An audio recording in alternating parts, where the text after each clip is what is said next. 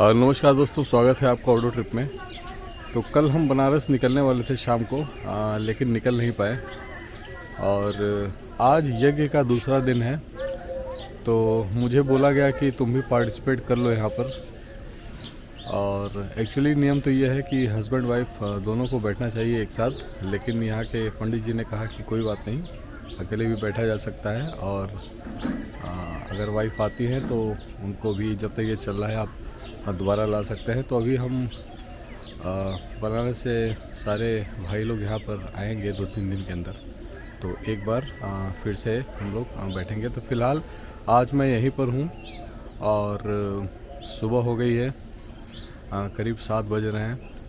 और आप मेरा ये घर देखिए पीछे गांव का।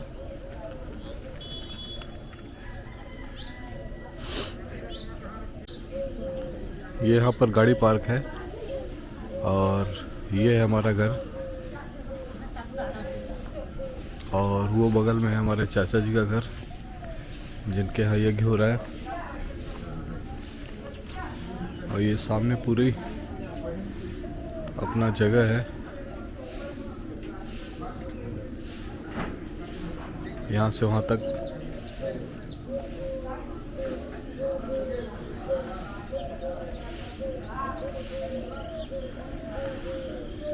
ये ऊपर नीम का पेड़ है, इधर भी नीम का पेड़ है, सामने भी नीम का पेड़ है।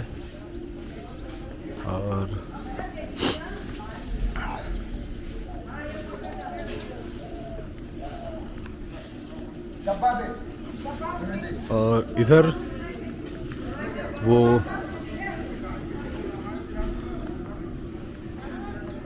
माड़, इसे माड़ हम लोग बोलते हैं, जिसके अंदर यज्ञ होगा। और ये एक टेंट लगा है जिसमें बनारस से जो 9 ब्राह्मण लोग आए हैं, जो पूजा करेंगे, परफॉर्म करेंगे यज्ञ, उनके सोने की व्यवस्था की गई है। वो लोग यहीं पर रहेंगे 9 दिन, उनका खाने पीने का इंतज़ाम यहीं पर है। और ये आप देखिए माड़ के अंदर का सीन। तो सारे देवी देवता स्थापित किए गए हैं, सारे नवग्रह बनाए गए हैं, वेदी बनाई गई है। और वो है हवन कुंड।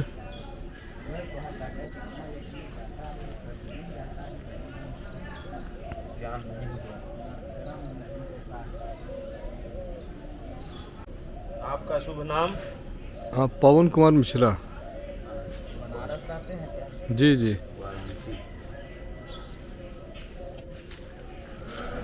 तो अभी जैसा मैंने आपको दिखाया कि ये जो माड़ छवाया गया है, जहाँ पर यज्ञ होने जा रहा है, तो हमारे साथ पंडित जी हैं, राजकुमार शास्त्री जी।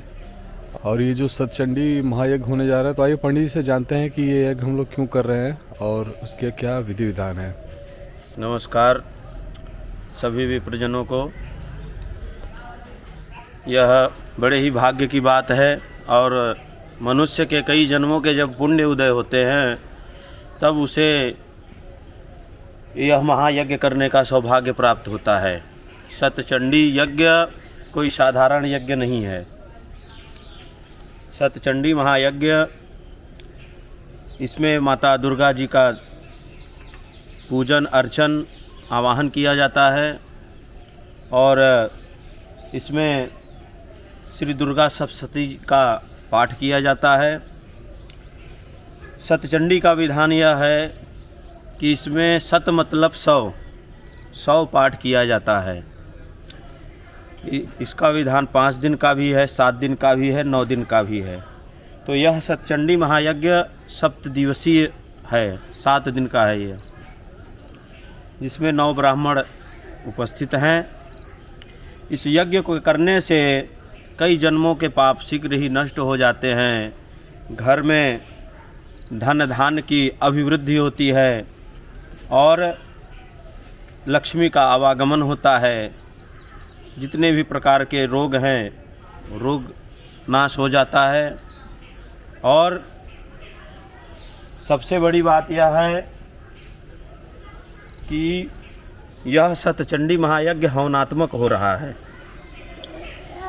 एक सादा पाठ होता है और एक हवनात्मक होता है। तो यह हवनात्मक सतचंडी महायज्ञ हो रहा है। हवनात्मक जो होता है यज्ञ का, जब धुआं जो निकलता है उससे जो है अगल बगल के जितने भी गांव हैं या जो शहर हैं उनका जो वातावरण होता है वो बिल्कुल शुद्ध हो जाता है और इसमें पॉजिटिव एनर्जी निकलता है, पॉजिटिव एनर्जी निकलता है और इसको जो जो इस धुएं के संपर्क में आता है उसके भी कई जन्म के पाप शीघ्र ही नष्ट हो जाते हैं। तो आप लोगों से विनम्र निवेदन है कि यदि आप लोग भी इस यज्ञ में सम्मिलित हो जाएंगे तो आपका भी जो है कल्याण होना निश्चित है। धन्यवाद। तो पंडित जी, ये जो वेदी रखी है चारों कोनों में, इसके बारे में थोड़ा बता दिए।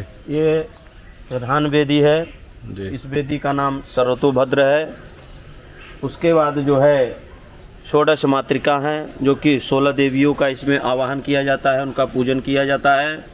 फिर इसके बाद चतुष्खट योगिनी है, 64 योगिनी, जो कि इसमें 64 देवियों का ध्यान पूजन अर्चन किया जाता है। और फिर इसके बाद वास्तु हैं, जो कि हमारे आपके घर के जो वास्तु होते हैं, गांव का वास्तु होता है, पूरे देश का वास्तु होता है, इसमें वास्तु देवता का आवाहन पूजन किया जाता है। फिर इसके बाद नवग्रह देवता हैं, उनका आवाहन पूजन किया जाता है। फिर क्षेत्रपाल देवता हैं, इनका भी आवाहन पूजन किया जाता है। ठीक, धन्यवाद। तो आपने देखा कि पंडित जी जो थे वो किस तरीके से उन्होंने एक्सप्लेन किया सतचंडी यज्ञ के बारे में, और बाकी सब तैयारी हो चुकी है ऑलमोस्ट। और ये पीछे अगर आप देखें तो एक महाराज हैं, वो यहाँ पर खाना बना रहे हैं सभी के लिए, पूरे घर वालों के लिए और पंडित जी के लिए। सुबह से ही लग जाते हैं। और अब हम लोग भी तैयारी में बैठेंगे पूजा के लिए। तो मिलते हैं आपसे, जो कुछ भी अपडेट होता रहेगा मैं धीरे धीरे आपको बताऊंगा।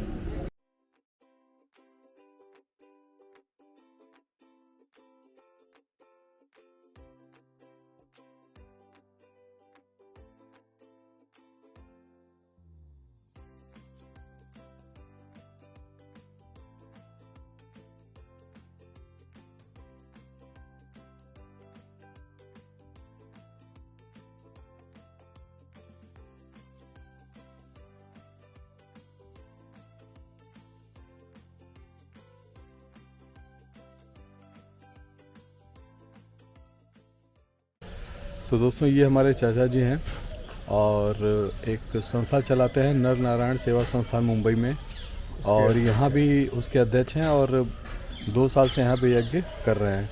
तो आइए हम इनसे पूछेंगे कि इनके मन में ये विचार कैसे आया कि ये सब धार्मिक अनुष्ठान कराना चाहिए। बाकी इनका अपना बिजनेस है, उसमें ज़्यादा बिजी रहते हैं, लेकिन ये भी पहले स्टार्ट कर दिया है। तो आइए इनसे जानना चाहेंगे। मेरे मन में विचार ये आया, मेरे गुरुजी स्वामी भरतदास जी महाराज के सानिध्य में रहने से मेरे मन में विचार आया कि एक समय बहुत से लोग पैदा होते हैं, अपने कर्मों का फल के हिसाब से उन्हें यहाँ परिणाम मिलता है। जो जैसा कर्म करता है उसको ऐसा, और धार्मिक कर्म करना ब्राह्मण का कर्म है। इसीलिए मेरे मन में ये विचार आया कि मुझे ये कार्य करना ही चाहिए। इसलिए मैं सतत प्रयास कर रहा हूँ कि जब तक मेरी स्थिति परिस्थिति ठीक रहेगी तब तक ये यज्ञ करता रहूँगा। चलिए, धन्यवाद। ये वाला? हाँ, ये ऊपर वाला।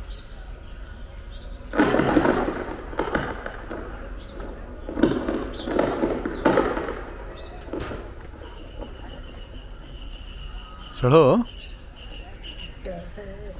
क्या डरना है, बचा के तोड़ो ये वाला। हाँ, पूरा ऊपर तक तोड़ना। ये हाँ से, वहाँ से। श्री राधे, श्री राधे। हरि ओम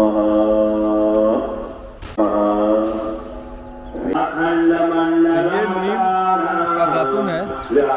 हम लोग ब्रश तो करते ही हैं, लेकिन गांव में भी लोग इसको यूज़ करते हैं। तो ये ईशान ने तोड़ा है और इसको इस तरीके से तोड़ना है और फिर आराम से आप इससे ब्रश कर सकते हैं। इस तरीके से इसको दांत में दबाना है। बहुत कड़वा होता है, लेकिन सारे जम्स मर जाते हैं। तो अभी भी गांव में लोग प्रिफर करते हैं। बहुत अच्छी चीज़ है ये। तो यज्ञ का कार्यक्रम शुरू हो चुका है। माइक ऑलरेडी स्टार्ट हो चुका है और आवाज़ अब दिन भर आएगी। तो हम लोगों को भी रेडी होके बैठना है। अभी फ़िलहाल चाचा जी को ही बुलाया गया है और पंडित जी अपना पूजा स्टार्ट कर चुके हैं। तो शायद पहले वो 3-4 घंटे घर के आसपास जितना भी डायरेक्शन है, दिशाएं हैं, उन सब की पूजा करेंगे, घर की पूजा करेंगे। उसके बाद यज्ञ जो है करीब 11 बजे से स्टार्ट होगा। तो मिलते हैं आपसे 11 बजे और बीच में भी कुछ आएगा तो मैं आपको अपडेट करता रहूँगा। चलिए चलते हैं।